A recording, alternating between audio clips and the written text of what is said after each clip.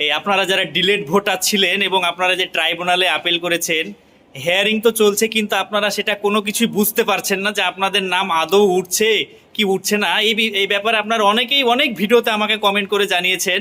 তো আজকে আমি আমাদের কোর্টের সিনিয়র আইনজীবী শফিকুল ইসলামকে পেয়েছি। তার কাছ থেকে এই ব্যাপারটা আমি একটু জেনে নিতে চাই যে আদৌ ট্রাইব্যুনালে কি হচ্ছে। তো দাদা একটু বলুন। হ্যাঁ, আমি সকল যারা আপনারা ডিলিটেড ভোটার আছেন সকলের উদ্দেশ্যেই আমি জানাতে চাই, সেটি হলো যে আপনারা যারা অ্যাডজুডিকেশন ছিলেন এবং ডিলিট হয়েছেন, আপনাদের হিয়ারিংটা কিন্তু এখন যে অ্যাপিল ট্রাইব্যুনাল গঠন করা হয়েছে সুপ্রিম কোর্টের নির্দেশে, সেখানে কিন্তু হিয়ারিং চলছে।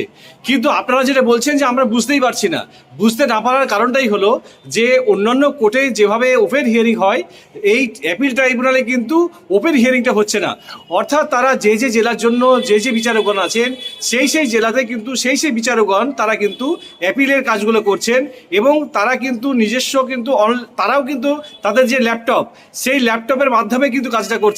অর্থাৎ তারা ল্যাপটপের মাধ্যমে ডকুমেন্টগুলো পরীক্ষা করে দেখছেন। আপনারা প্রথমে বিডিও অফিসে যে ডকুমেন্টগুলো জমা করেছিলেন, সেই ডকুমেন্টগুলোর উপর বেস করে কিন্তু তারা দেখছেন এবং তারা কিন্তু তাদের রাইটে কিন্তু তারা কিন্তু জানিয়ে দিচ্ছেন। এবার দেখা যাচ্ছে যে আপনারা যেটা বললেন সেটা হচ্ছে যে আপনারা বুঝতেই পারছেন না।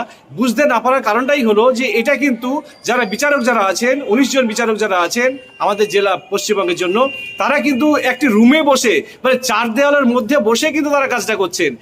তাই কিন্তু আপনারা হয়তো বুঝতে পারছেন না। তো আপনারা বুঝতে পারলেন ব্যাপারটা। তো আপনারা কখনো বিভ্রান্ত হবেন না, কখনো প্যানিক হবেন না। যারা সঠিক ডকুমেন্টস দিয়েছেন তাদের নাম অবশ্যই উঠবে, কেউ বাদ যাবে না।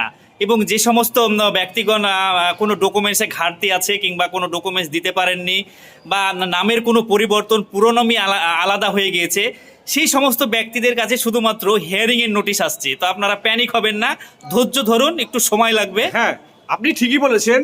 সেটা হচ্ছে যে যতগুলো হিয়ারিং হচ্ছে তাতে করে কিন্তু বেশিরভাগটাই কিন্তু বিচারকরা কিন্তু উঠিয়ে দিচ্ছেন, বেশিরভাগটাই। কিন্তু যাদের একেবারে কিছুটা মিসম্যাচ আছে, যাদের মেলানো যাচ্ছে না, সেগুলোর ক্ষেত্রে কিন্তু নোটিশ আসছে। এবার নোটিশ আসা মানেই যে আপনি প্যানিক করে ফেলবেন বা আমি সবকিছু নষ্ট হয়ে গেল, এমন কিন্তু নয়। নোটিশ আসা মানে একটু মিলিয়ে নেওয়া। তো শফিকুল্লাহ একটা ভালো কথা বললেন যে নোটিশ আসছে মানে আপনারা বিভ্রান্ত হবেন না, ঘাবড়ে যাবেন না। অনেকেই ভয় পেয়ে যান যে আর বোধহয় আমার ভারতবর্ষে বসবাস করাই যাবে না, আমাকে হয়তো ডিটেনশন ক্যাম্পে পাঠিয়ে দিবে, কিন্তু ব্যাপারটা সেরকম না। তো শফিকুল্লাহ, এই ডিটেনশনের ব্যাপারটা একটু বলতে পারবেন? না, ডিটেনশনের ব্যাপারটা হচ্ছে যে দেখুন, আমাদের রাজ্যে কিন্তু এখনো পর্যন্ত অফিসিয়ালি কোনো ডিটেনশন ক্যাম্প কিন্তু তৈরি হয়নি। এটা হচ্ছে 1 নম্বর কথা। আর 2 নম্বর কথা হচ্ছে যে এসআইআর যে আইনে হয়, অর্থাৎ যে এসআইআর আইনে কোথাও কিন্তু ডিটেনশনের কথা কিন্তু উল্লেখ করা নেই। কারণটা হচ্ছে ডিটেনশন যেটা হবে সেটা কিন্তু একমাত্র এনআরসি আইনে আছে, এসআইআর আইনে কিন্তু কোথাও ডিটেনশন নেই। সুতরাং গ্রামে গঞ্জে যে ডিটেনশনে যেতে হবে, ক্যাম্পে যেতে হবে, কথাটা যে রটেছে, এটা কিন্তু একটা ভুয়ো কথা, জাল কথা এটা একটা। তো ঠিক আছে, আপনারা বিভ্রান্ত হবেন না। বিষয়টি আজকে আমাদের সিনিয়র আইনজীবী আপনাদেরকে ভালো করে বুঝিয়ে বললো। তো ভিডিওটা আপনারা বেশি পরিমাণে শেয়ার করে দিবেন।